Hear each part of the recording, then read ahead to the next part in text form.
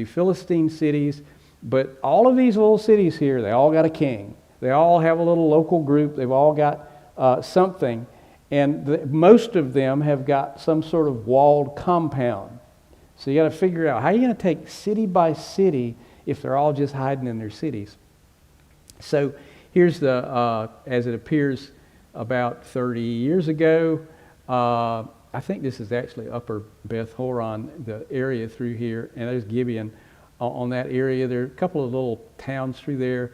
The only real difference in the way it may have appeared at the time of Joshua would be perhaps a few more trees. We talked about that.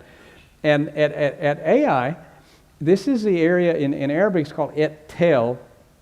Et Tel just simply means heap of ruins, which you can kind of see that's a heap of ruins right there. This seems to be sort of the traditional site they would often point to looking at this town. And it would have been a much more extensive area. The wall probably would have been a little bigger than that. This might have been just the central citadel that was in the center of town, the walls going around the outside. El Birah is at least the Al Birah or El Birah, the Arab name. This is probably Bethel, which is kind of located on that.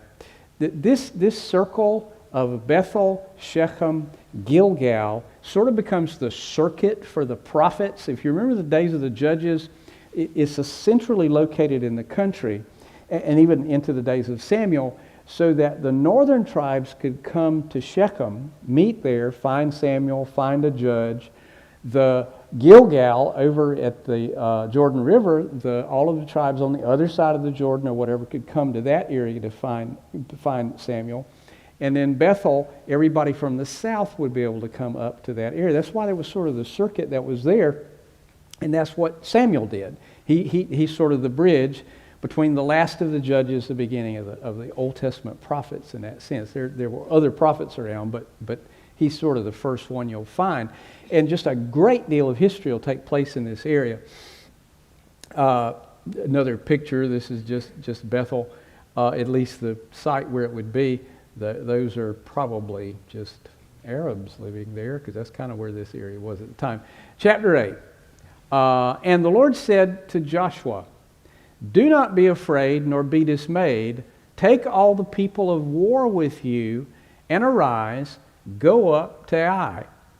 See," prophetically, this is the word we've talked about before, "I have given into your hand the king of Ai, his people, his city, and his land." So at the routing of Israel, you recall, they said, "Our hearts melted within us, and we couldn't do anything." So obviously God is saying, you've got everything straight now. You took care of the problem with Achan. You took care of the problem with sin in the camp. I'm with you now. We're ready to go. Do it. Don't be afraid. Don't be dismayed. Go up there and do that. "And you shall do to Ai and its king as you did to Jericho and its king." But look at what is here. You remember why Achan got in trouble? Because he took the spoil. You remember that? But this time it's going to be okay to do that. You know, with Achan, that whole place, Jericho, belonged to the Lord.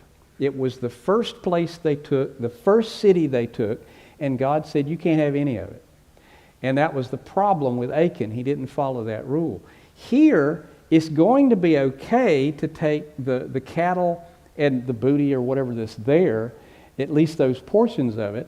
The same thing is going to apply to all the people, sadly, but that's going to be the judgment that will come upon them.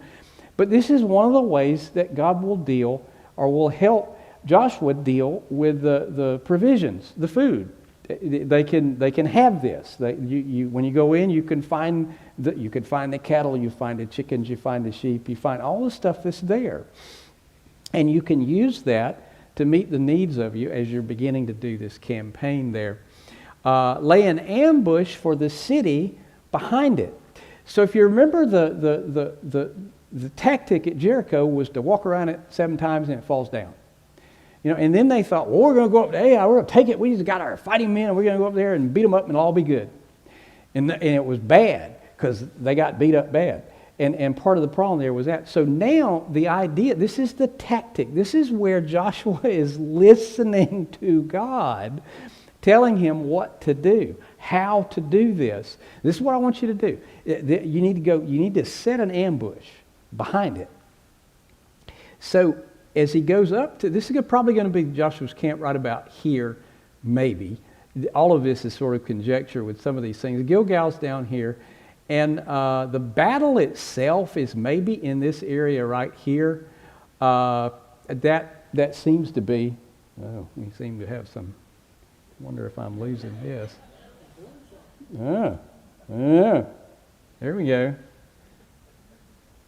We have a hitch in the get along. But at any rate, here is Ai, and that's likely the place where the battle took place here. And Joshua arose, verse 3, and all the people of war to go up against Ai. And Joshua chose 30,000. Remember, we had 3,000 last time. We got 10 times as many. Nothing's going wrong with this. We're going to take care of this problem. And these are mighty men of valor. Literally, it says 30,000. And then the Hebrew phrase is Giborei HaChayil. And that's literally the men of strength or valor, the men of power, it's men of wealth, men of influence, and all that was there. But these are the guys, these are the expert fighters. These are the guys that know how to kill people. They know how to break things and kill people. That's just sort of what they do. And those are the guys you want to fight. And they can be nice people. Sometimes they're very nice people. They just know how to do that. Other times you don't want them to be your neighbor. But it just sort of depends on how that goes. And he commanded them, saying, "Behold," and this is our word "see." This is not the word "hine." "Behold, you shall lie in ambush against the city, behind the city." And this is the instruction. This is see prophetically. This whole thing. "Do not go very far from the city, but all of you be ready. And then I and all the people who are with me will approach the city, and it will come about when they come out against us as at the first, that we shall flee before them.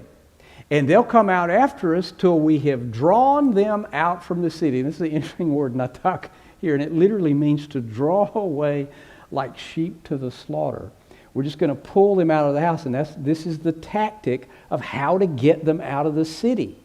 You fool them into thinking you're running away again, so that all those folks in Ai are going to go, "Oh, we can end it now. We'll take care of the army. We'll just completely destroy all these miserable Hebrews that are trying to bother us.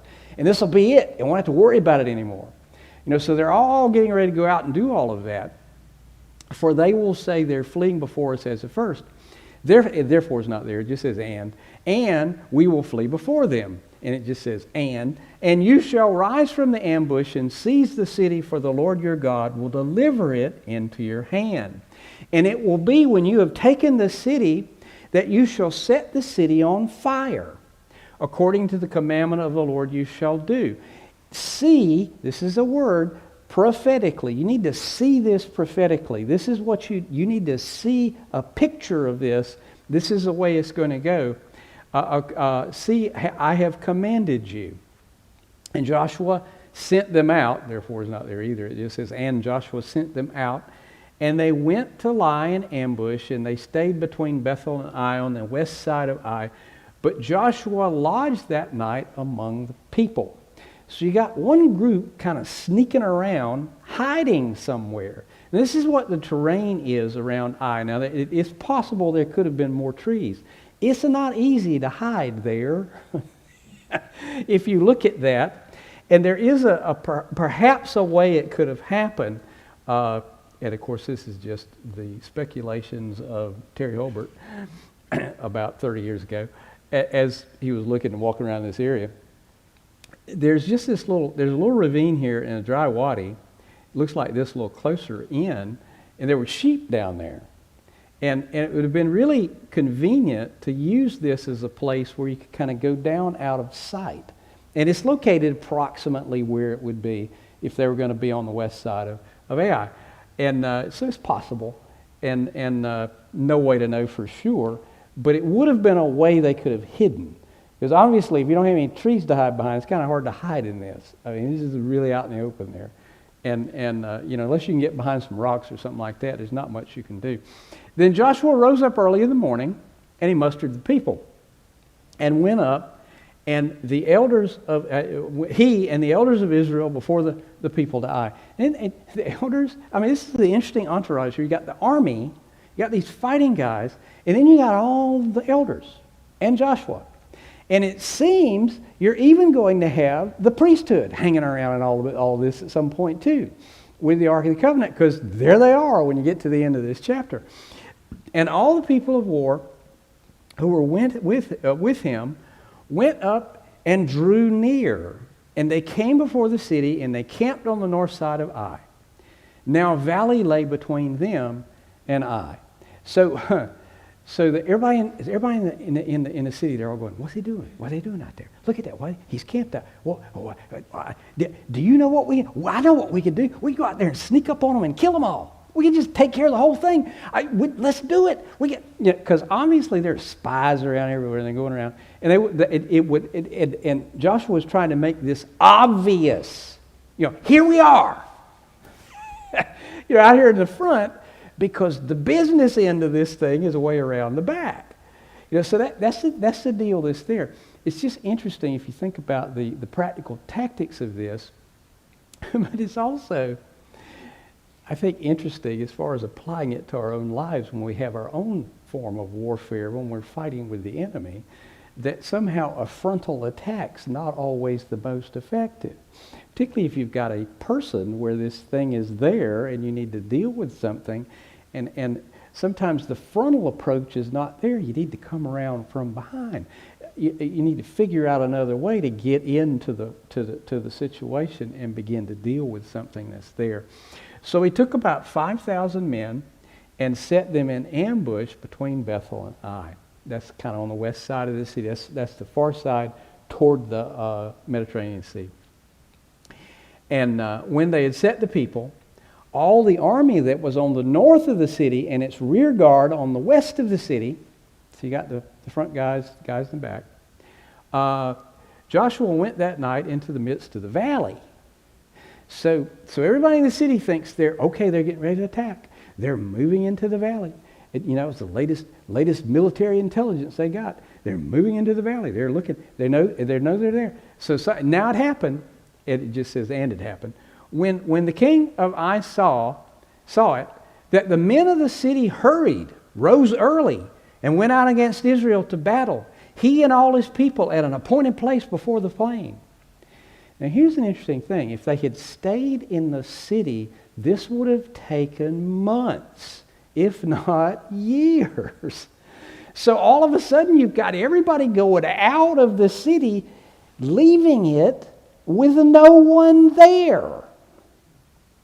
Yeah, apparently only women, children, maybe the old men, might have been a few guys left, but all of the fighting men went out. So it's the very thing that this was God saying to Joshua, this is how you do it. I will get them to come out of the city.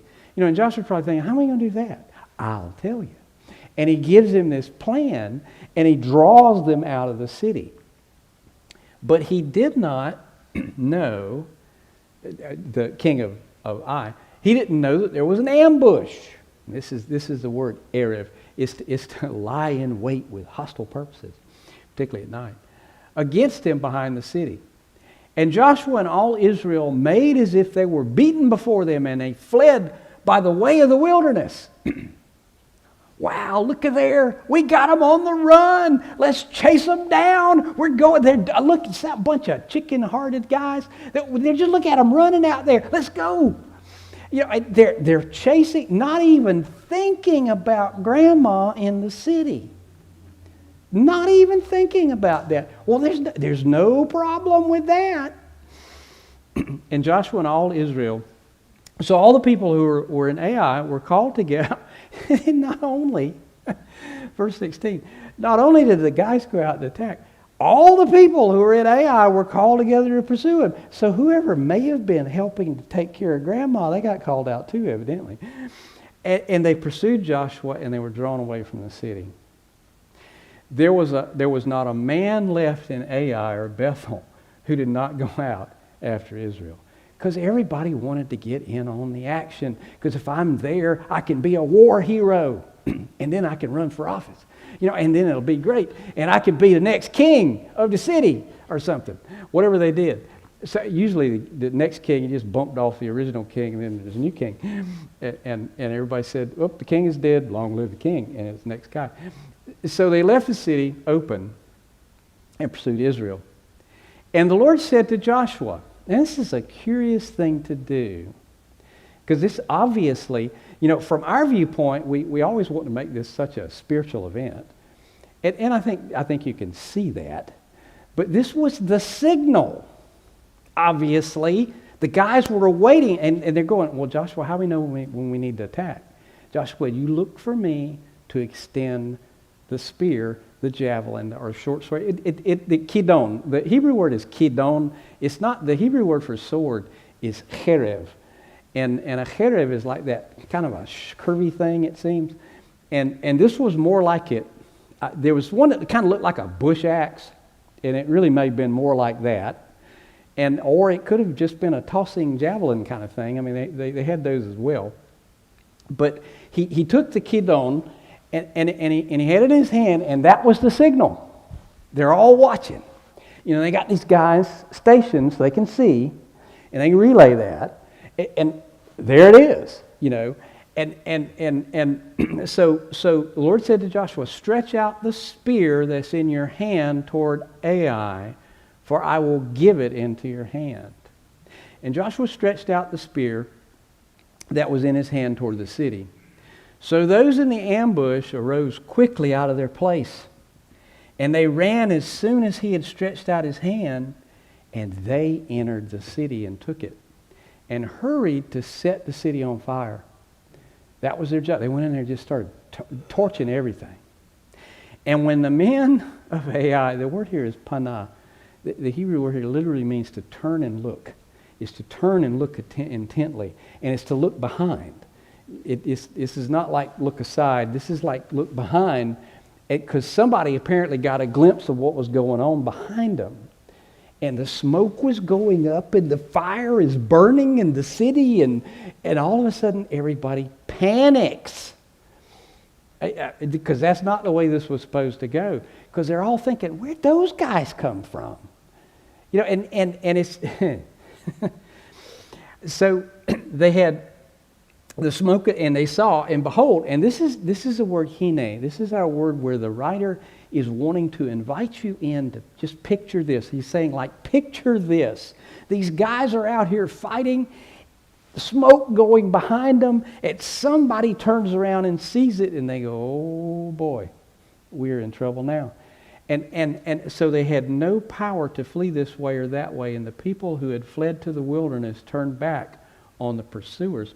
It's a curious place here.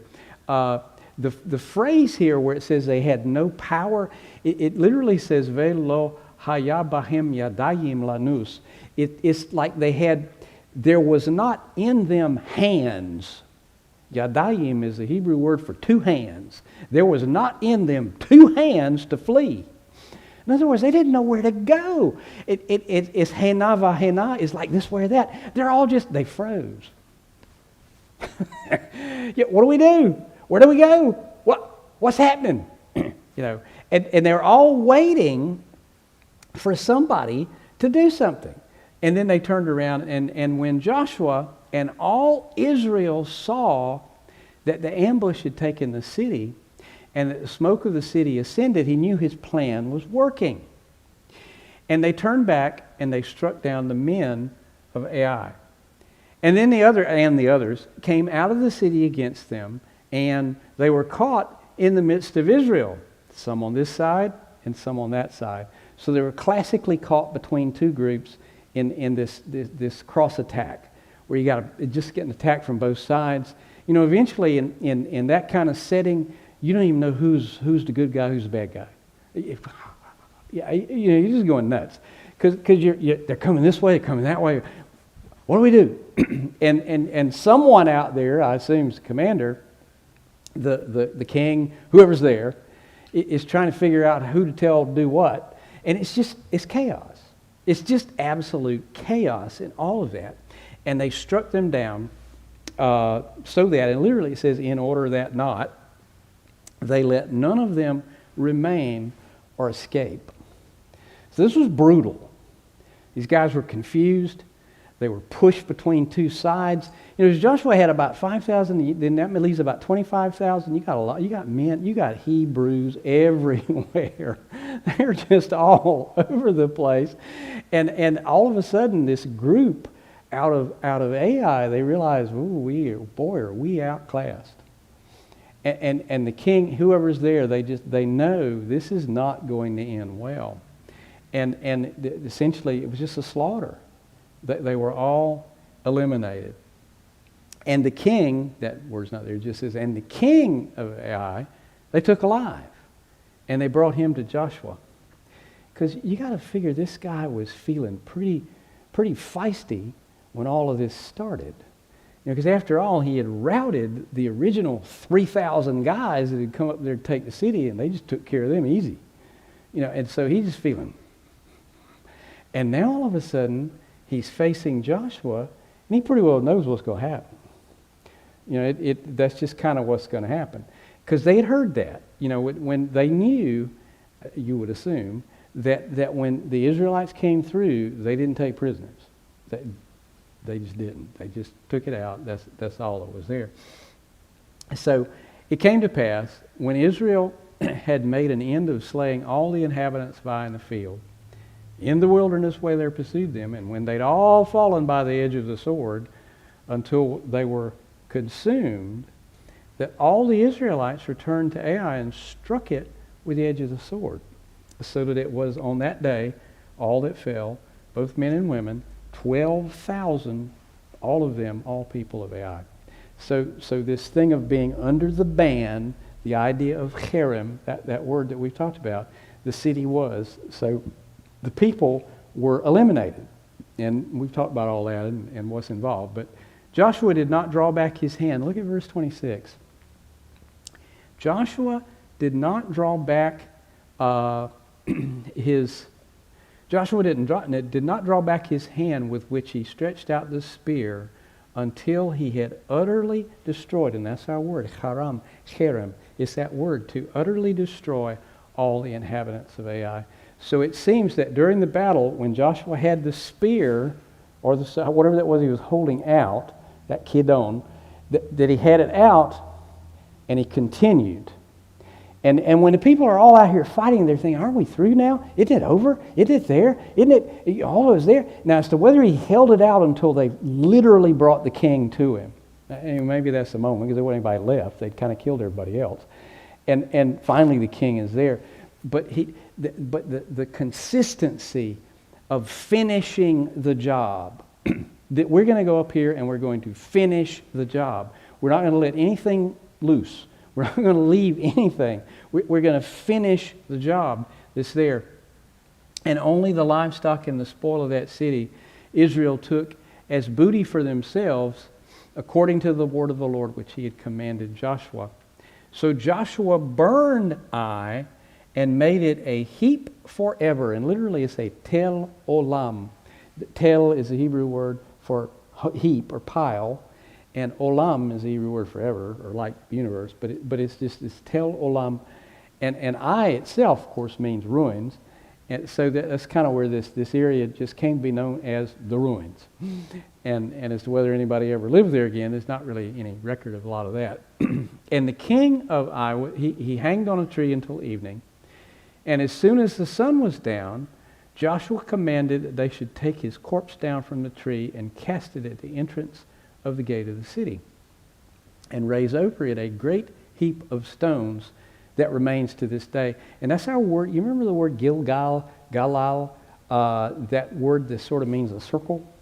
So this may have well have been some sort of circle thingy they put over the king, kind of like a marker, a tomb, where everybody, that's what happened with Ai. And there he is, and defeated. That's it. It was there, and it remains to this day, meaning to the point of whenever this verse was written, it was still there. I don't know you'll find it now, but because a lot's happened since then. But at the writing of this, it was there. So once this victory was completed, the central part of the country was under the control of Israel. These surrounding towns, Bethel, all of the little surrounding towns that were there, and there's another one, Gibeon, right over here. They're watching all this. And we're going to meet that next week in chapter 9, because it's just going to be interesting. The Gibeonites, they got to figure out what they're going to do, because they know their goose is cooked. There's nothing they can do, that, just because this guy is relenting. He is unrelenting, relentless. He is going to go in and he's going to do his job. That's what, God has called Israel to go in there, so that they control the area, apparently well enough, to be able to do this next activity. And it's interesting how quickly this happened, because this was something out of Deuteronomy 27 that Moses said they were supposed to do when they go into the land. So verse 30, now Joshua built an altar to the Lord God of Israel. This is Yahweh. And the significance of that, you had altars everywhere, all throughout this area. High places were frequently places where pagan gods were worshipped. Sometimes the forest, you'd have a sacred grove, you'd have all kinds of stuff going on with Canaanite religion in general. So this is like a marking statement. We are building an altar not to the false gods of all of you, but this is the God of Israel, the one that's whipping your tail. This is the one that we're building the altar to. This is it. And you need to understand that we are taking possession of the land. And there comes those moments in life, I think, when we need to renew our commitment to God and build that altar. And just set that thing up before the Lord and realize we need to seal this thing. And as Moses, servant of the Lord, had commanded the children of Israel, as it is written in the book of the law of Moses, an altar of whole stones over which no man has wielded an iron tool. So these are not shaped stones. These are just stones that are built. And you'll find these things all around Israel, in fact. Even today, the archaeological sites have many of these altars that are built in this way. Not particularly shaped, not formed, not put together with mortar. They're just a bunch of pile of rocks, but they're kind of set together in some way. And they offered on it burnt offerings to the Lord and sacrificed peace offerings. A burnt offering is a whole offering. That's when they burn the whole thing up. So they offered that, but they also offered peace offerings. Peace offerings were shared with the priesthood. The priest got a portion. They burned the fat and the entrails and all that. And then the priest got a piece of that with waving it before the Lord. And the people also could share in what was left. So this was like a big meal. This was, it wasn't so much a feast, but it was this sharing of the sacrifices that were there. That's what these peace offerings were as they went through. So not only do you find this thing where there is this burning up, this total giving and surrender to God, but there's also that aspect of having peace with God, which the whole idea of a peace offering is because you sit down and eat with Him. Generally, you don't sit down and eat with somebody you don't like or you have a problem with or you're fighting with, except at Thanksgiving with your family. And then you forget about all that. But you just, normally you have to have a peace offering or something that's the significant thing to seal these things together. And there in the presence of the children of Israel, he wrote on the stones a copy of the law of Moses, which he had written. Then all Israel with their elders, now this may have been done ahead of time. Then all of Israel with their elders and officers and judges. So you see a little bit about the political structure.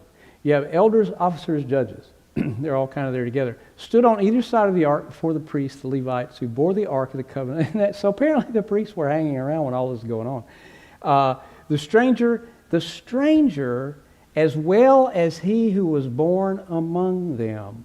Half of them were in front of Mount Gerizim and half of them in front of Mount Ebal. as Moses, the servant of the Lord, had commanded before, that they should bless the people of Israel. So the law is brought in, they're there, and there were people grafted into Israel even at this time. These were, you remember the mixed rabble that came out of, the mixed multitude as they're called sometimes, out of Egypt that came with Israel through the wilderness, and there may well have been some others that had joined to them through the years. And afterward he read all the words of the law, the blessings and the cursings, according to all that is written in the book of the law. There was not a word of all that Moses had commanded, which Joshua did not read before all the assembly of Israel, with the women and the little ones and the strangers who were living among them. So no one has an excuse. We all know what the rules are. Like your kindergarten class, you tell all the children what the rules are.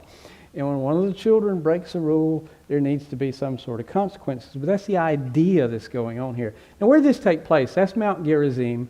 It's in Shechem. And there's some people that live there, but it's not greatly inhabited. This is Mount Ebal. And at a distance, it's like this. I think you can kind of see Mount Ebal over here, Mount Gerizim here, and you see this little valley in the middle. And this is the town of Shechem right there. And that's about, the distance there is about the size of a football stadium, a big one, like a professional football stadium. It's about that same distance on either side as you go through there. So there are people standing over here. So you could hear either way, particularly if you're loud enough outside. And this is the area. This is kind of another shot of that same area. Ebal means something like bald. And Gerizim is something like rocky. It seems to be what the words are. They don't particularly seem to have any significance in all this. Here's a diagram. Just all the things that took place in this area here. Sychar is Oscar, but Sychar in New Testament times. And the woman at the well, all of that stuff there, the tomb of Joseph, Jacob's well is there. This whole area now is a big tourist area. This is the little town of Nablus. I used to hear a lot about Nablus because, what's his name? Yasser Arafat used to have a lot of time in Nablus. Nablus is probably an Arab equivalent of Neapolis. It was Flavia Neapolis in New Testament times. And it kind of came through the language and became Nablus. And this was, at one point, this area was called the West Bank. Part of that, that's where it would go into this part of Israel. But just a great deal of history took place in this area that was here. And coming up through here, in fact, when Abraham first came into the land, this is probably how he came. Up through Tirzah, up a Wadi Faria, and up in this area called Wadi Baidan, that goes all the way down to the Jordan River. So this is Shechem. This is the area, one of the first areas that Abraham visited when he came into Israel. So this is a tremendous place, and it's also obviously a great place for this event to take place with Joshua, because he can remember that. All of Israel can remember that it's jumping around and moving, but it didn't move that much when Israel was there. But all of that was in the mind of the people there. This goes back. This is, when God told Abraham, this place where your feet will tread, all of that was there. And all of that was in their minds as they went through this area here. So the circle was like that. We looked at that earlier. As they come up to this area of Ai, this is the area of Shechem. This area here is called the Way of the Patriarchs.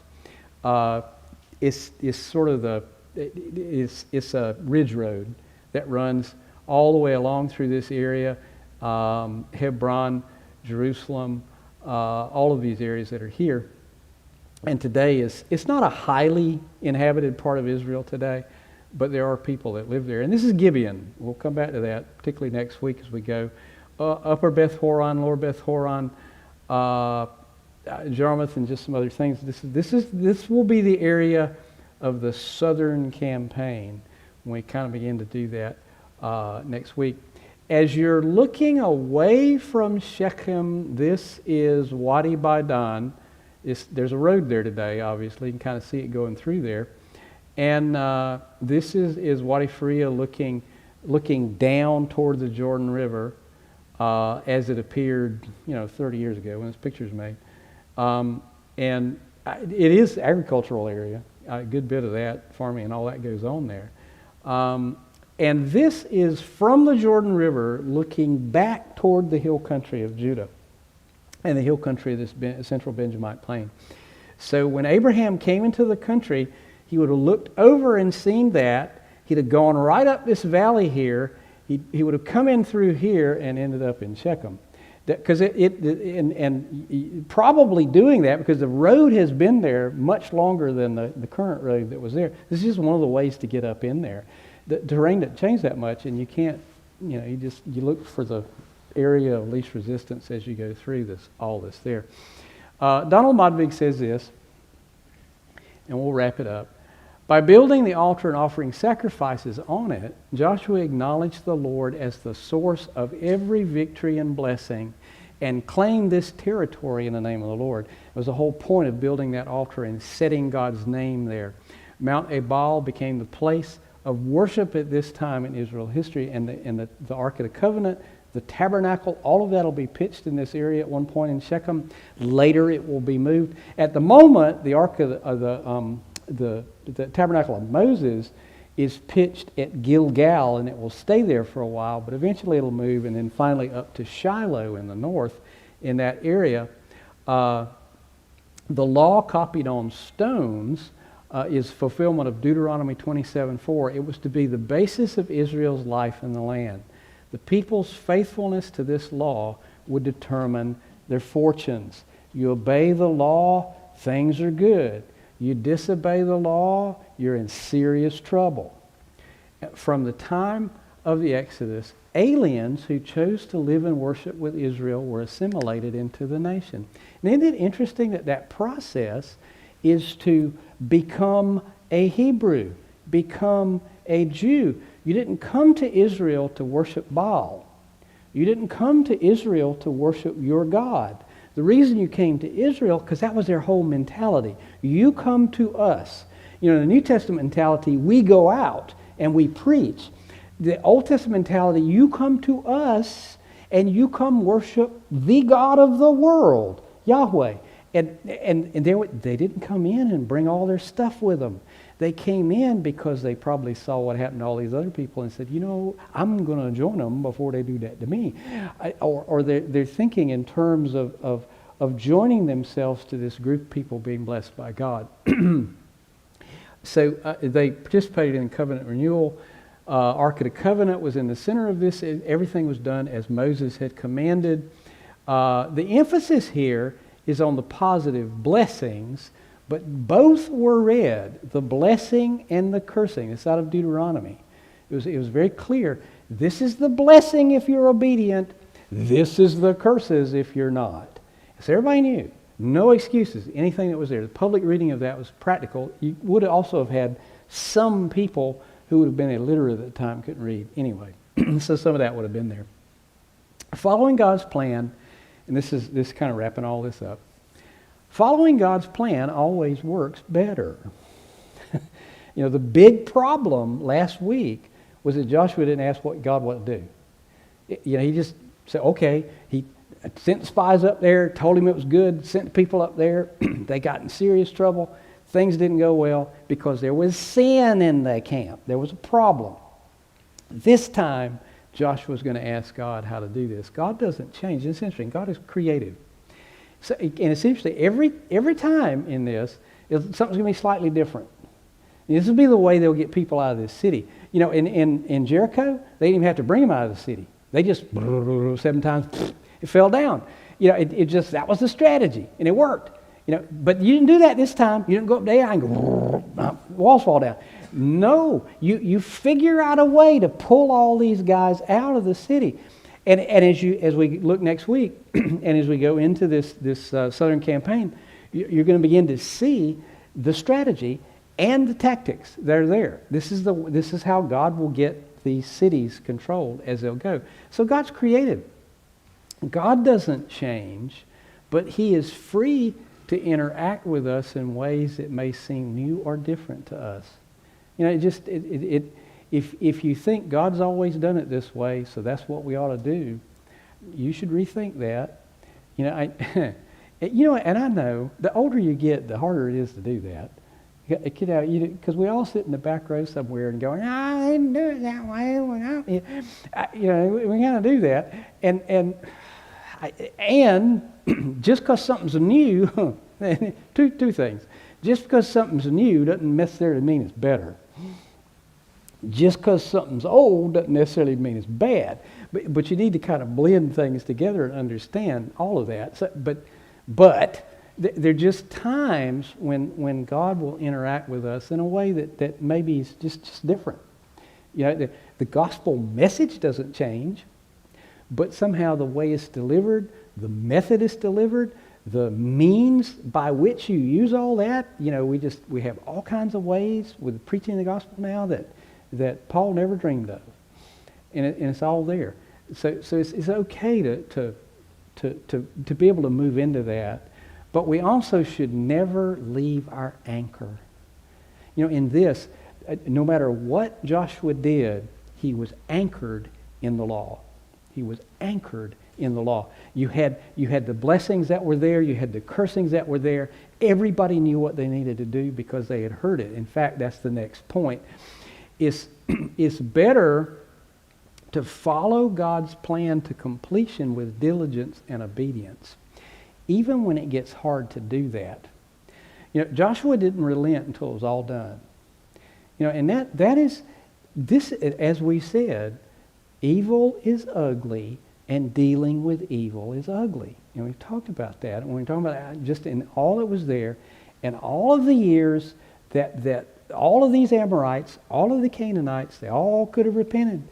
All of that could have happened through all those years. But eventually the day of judgment came. And that's kind of the way life is. Once everybody knows all the rules of the agreement, there's no excuse for disobedience. There's not. You know, the next time you get stopped for speeding, just tell the policeman you didn't know what speed limit was. He won't care. You know, it won't matter because that's speed limit. You know, well, I didn't see a sign. I don't care. You know, it doesn't matter because there are all those little rules of cities where 35 miles an hour or less posted, all that, and all of that, and well, we won't go there. But ignorance of the law is not an excuse. You know, and once everybody knows the agreement, then you just need to deal with that. You know, all that was there. Finally, they also could be reminded of the consequences of long-term rebellion and disobedience. You remember Genesis 15:16, where it talks about the fullness, the iniquity of the Amorites is not yet full? And at this moment in history, it was full. And what you have here, and they can remember that. They can remember how God dealt with Ai.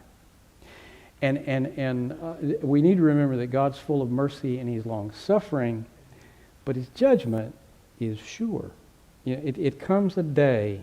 It just comes a day. It comes a day. And, we may not see it.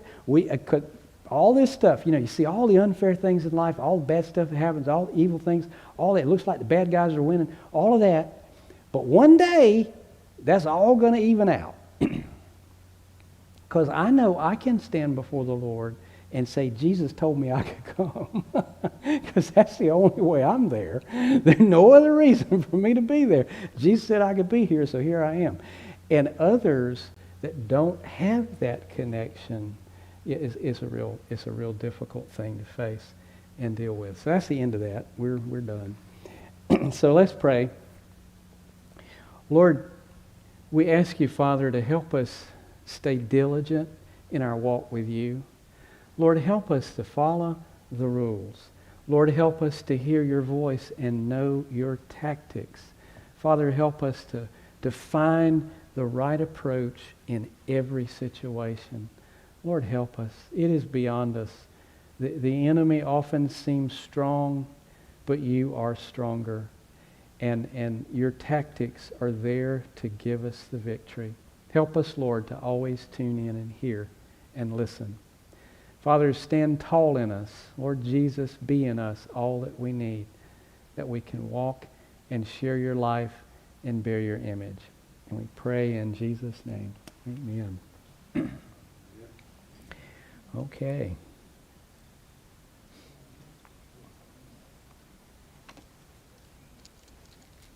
Don't forget the children.